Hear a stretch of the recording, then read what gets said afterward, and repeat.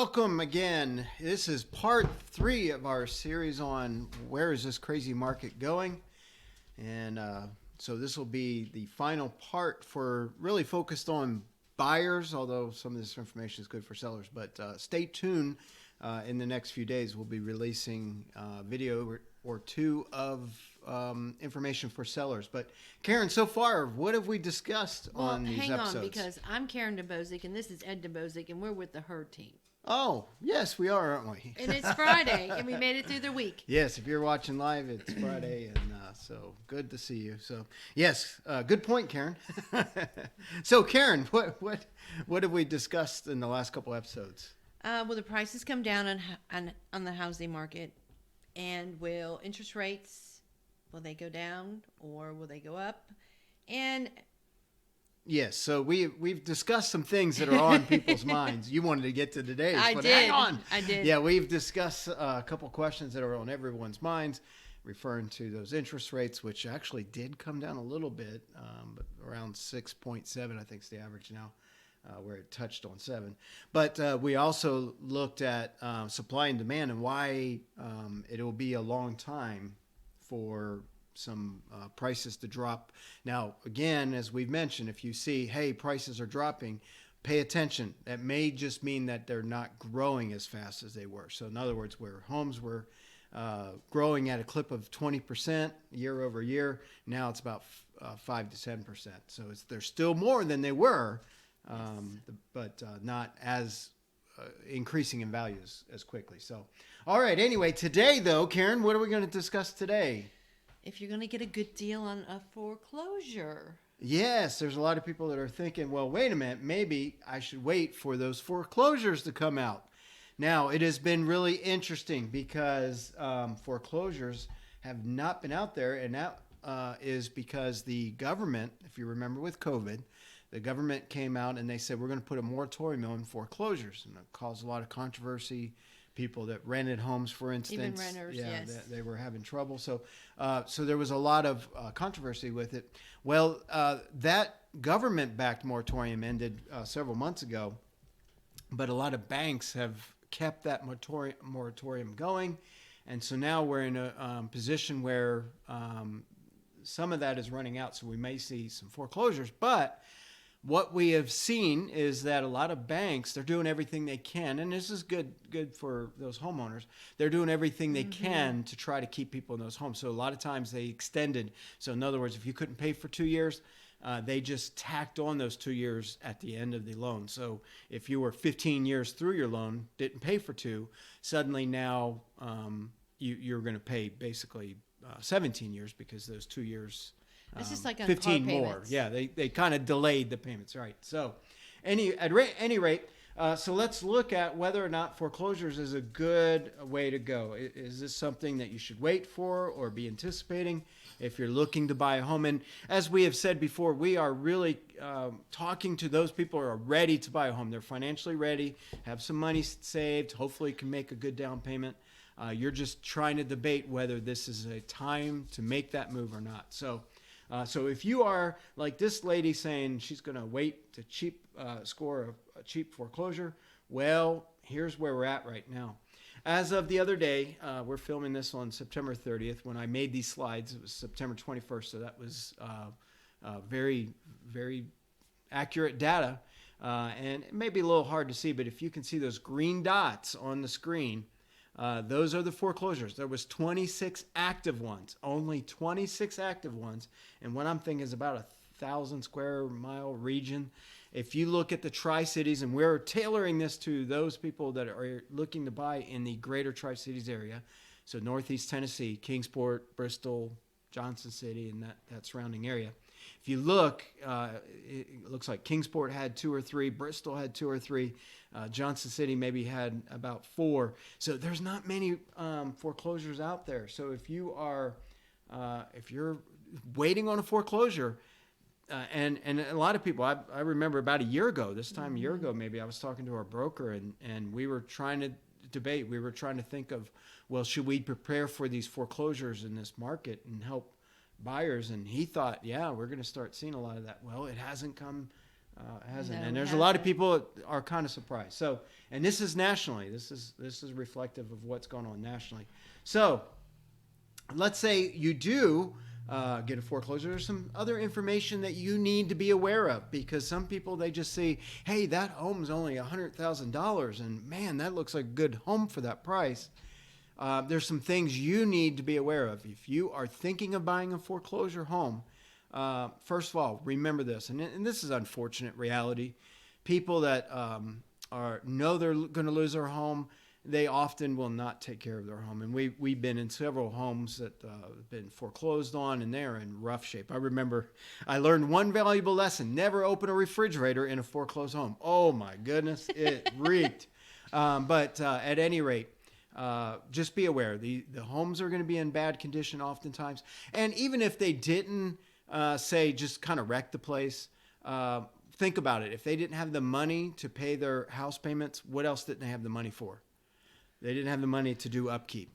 And so even if they didn't wreck it, they may have not got Evicted. they may have not got the heat pump serviced. They may have not taken care of some things that are normal things, replacing vents in the heat pump. So there may have been a lot of things that just went without being fixed. So keep that in mind, that these homes may be in poor condition, which means you really need to have money on hand after you buy the home. So pay attention to that, after you buy the home. In other words, you're going to need some money to buy the home, and I'll get to that in a second. But after you close on the home, you're going to need some money. Money for repairs. Yep, for repairs, fixing things, Maintenance. cleaning out those refrigerators. Woo, or Gosh, maybe just replacing. I remember that. Yeah. So, all right. And then, there is this idea that all foreclosures are bargains. Now, there is some foreclosures are bargains, but not all of them are. We have been in many foreclosures, and they're really not bargains. And so, the banks are going to do everything they can to get what was owed, and given the condition of the homes, they're what they appraise for and what the bank's trying to get, it may not be such a good bargain, especially if you do have to put some cash in it. And it's a process. After. Yes, it is a big time process. When you buy foreclosure, there's different process depending on where. Now, sometimes foreclosures are sold directly by the bank. We've been involved in a few of those. We've negotiated directly with the bank. That's no fun, because banks don't take any emotion into it. We had a home that we got for a couple that was from Virginia, and before we got that one, we actually negotiated a few times on a home, and they would not budge. No. Turns out we paid attention to that home. It went for a lot less than what we would have offered, because nobody else took it. So at any rate, so the negotiating is a little different. Banks. So in other words, if you see one that's $150,000, it's fresh on the market, chances are that bank's not going to move off $150,000 for a while. Sometimes they do farm them out to third parties. So that's just something to be aware of. Negotiating with banks or foreclosed companies are a little different than with Actual individuals. home buyers, Because they're all about the money, the dollars and cents. Okay. And then something else, and I think Karin was alluding to this, the other thing you have to keep in mind is not all loan types will finance a foreclosure, especially if they're in bad condition. So there's generally two types of financing, and that is conventional, which generally you need more money down and have to have better credit in general. And then the others are, which are attractive to a lot of, especially first-time home buyers, are what's called the government-backed. And those are VA loans, USDA loans, and FHA loans. Now, here's the thing with those loans, because they're government-backed, there is some more restrictions. And some of them are kind of curious, like VA does not like chip paint around windowsills. It's kind of interesting. But at any rate, these loans will watch and they'll pay attention to everything from rails. We've had homes that the people had to put better railing on either outside or inside for stepways, stairways. So there's some things that come into play. Guttering. There's some things that have to be in good order in these homes before you can close on those homes. So if you and again, foreclosures, bank owned, they're not probably going to put money into a home to get it to sell. So that means that if you are going with a FHA, USDA, or something like that, and something does not pass muster with the appraisal. When they point out, hey, you need new railings on all the decking, who's going to pay for that? And you're in a position where you might have to pay for it, risking if something else happens to that loan, you've put money into something in order to get it closed. So generally speaking, it is not a good idea to go through government-backed loans when you are doing a foreclosure. So keep that in mind. If you are wanting to go with a little money down and take advantage of some of those government-backed loans, foreclosures may not be in the cards. And then one other thing to pay attention to is, and we have seen this in the market, because the market's been on fire, investors have come out of the woodworks. Mm-hmm. There is a lot of people that have gotten into flipping homes, and in some cases, they've now made it a life. There's been some good money in flipped homes, but these folks that flip homes, they are they kind of are creative. They usually almost always have cash, which is always good, attractive to banks when they're selling foreclosures. And so you're going to be competing against these folks that are looking, and I swear, I think they have some inner communications, and they have an inner network, because sometimes these homes go so quick, it's like, all right, somebody gave them a heads up. At any rate, just keep that in mind too. You're going to be going up against investors. And so unless you yourself are a cash buyer, if you do find one of those bargains out there, but you have to finance it, and the bank gets a cash offer that's just as good, maybe not even as good, they're probably going to take that because it's safer, especially if the foreclosure is in bad condition, which is where the good values come from usually. So we hope this gives you some help and guidance. We want to help you.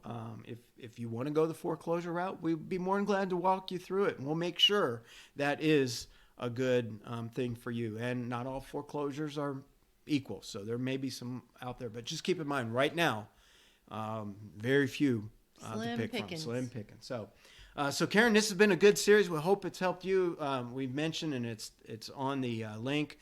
We got this idea from Dave Ramsey. He had a live remote back in July and had a lot of good information. We got to thinking, hey, let's come up with some videos here for the local market. It's the same principles in general, but there's some things about our local market that we wanted to highlight. So hope these have been informative to you. And again, stay tuned. Probably about next week, we'll be going live with some videos that are specifically tailored to sellers, because now we're dealing with one now. Sellers are wondering, maybe is this a good time to sell? And it still is a great time to sell. It is. You just have to understand the expectations. We'll get into that next week. So in the meantime, hope you have, if you are watching this live or whenever you're watching it, we hope you have a wonderful day and take care. And if you have any needs, give us a call. Be glad to talk. No obligation. Thanks and take care. Thank you.